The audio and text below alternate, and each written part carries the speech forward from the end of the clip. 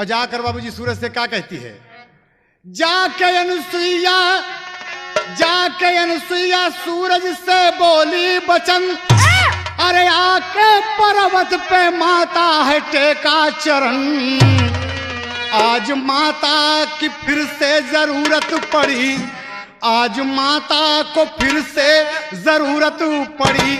आज तुम अस्ताचल बेटा जाना नहीं, आज माता की है जरूरत पड़ी, आज तुम अस्ताचल बेटा जाना नहीं। आज माता की है जरूरत पड़ी, आज तुम अस्ताचल बेटा जाना नहीं। आज तुम अस्ताचल बेटा जाना नहीं।